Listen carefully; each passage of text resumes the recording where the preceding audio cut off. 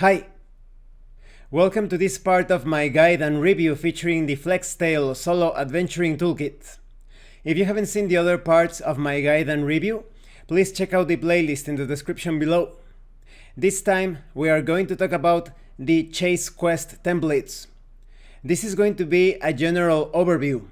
In the next part, we are going to talk about the 4 types of templates and how they compare to each other. Chase quests are fast-paced and time-sensitive. There's a real chance that you might lose sight of the objective you are chasing, and you don't always know their destination as they move. All chase quests involve a similar structure and nature. Someone or something is moving. You have an interest in following that quarry. Your quarry moves along one or more destinations. You can randomly determine the quest prototype or template. Maybe you are chasing a simple thief, a gang. Remember that we are going to talk about those templates in the next part. You can also determine random aspects of a particular chase quest.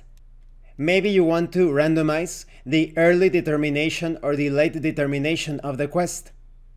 Also the role targeting, that is, what role does that quest play on the plotline, or perhaps the entire story or the campaign. It's up to you on how you want to handle the scale of things. You can also randomize the clue requirements. Maybe you need 1 clue to resolve the chase, or 1d4 clues. You could be thinking, how could clues play into a chase? Maybe you need information on where the quarry is headed, or maybe you need to find the weak spot or weakness of the person that you are chasing if you want to defeat that individual. Or maybe you just want to negotiate and you are looking for that clue that will tell you more about the interests, the desires of the group or person that you are chasing. That way you will have a bit of leverage during negotiations. You can also randomize the quest events. Maybe you or your quarry get lost on the trail. Maybe you lose some speed, depending on how you are handling things. Maybe you lose a day or a half a day or 2 days of progress. Maybe someone trips or stumbles. Maybe the quarry puts some distance between you and it because the quarry found a shortcut, or the terrain was unfavorable to you because it rained after your quarry went through that section. Now you have to deal with the difficult terrain.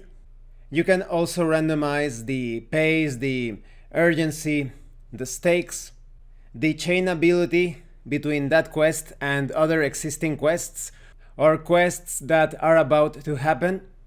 One thing that I find very interesting is the randomization of rewards and penalties, because it's going to be very fun, in my opinion, to figure out how those rewards or penalties play out into the conclusion of the chase quest. If it's a reward, let's say money, you reach the objective, a non-player character, and this doesn't mean that the non-player character is going to be like, oh, you caught up to me, here, have some gold. It's more like if you were chasing a bandit, perhaps that fiend took some gold during the chase, and now you get to keep that gold.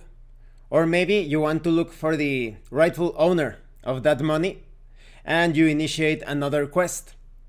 But what if it's a penalty? Using gold again as an example, perhaps while you were chasing that villain, you lost some gold in the process, you didn't notice, and your pocket or your sack of gold had a sort of hole or a tear or something, and some coins slipped through the hole during the chase. Or maybe you spent too much on rations, or maybe you had to purchase extra camping gear because the chase was quite prolonged and somewhat difficult. So it all depends on what happens during the quest. It applies to any sort of reward. If it's a social reward, maybe you met someone helpful and friendly along the way. Or maybe the one that you were chasing was spreading lies and propaganda against you, so now your reputation has taken a blow. So it can be handled in any sort of way. Just keep in mind how that reward or penalty applies to the successful conclusion or the failure of that quest. I think that the chase quest templates are very flexible. They can be applied if you are hunting a beast, or if you are searching for, like I said, some sort of villain or nefarious creature, or if you are looking for someone that is a potential ally. You could also be chasing down that non-player character. Maybe there is something that stops you from communicating with him or her in a medieval low fantasy setting, or if in a sci-fi setting someone is jamming communications and you need to reach that person before someone else gets to that individual in order to form an alliance or in order to protect that person. It's all up to you, and things will become even more clear when I talk about the different chase templates. Thank you for watching this part of the guide and review. If you have any comments or questions, please let me know. And thank you so much to those of you that have been supporting the channel by sending right through RPG gift certificates. If anyone else wants to further support the channel, the information on how to do that will be in the description below. Once again, thank you, and see you later.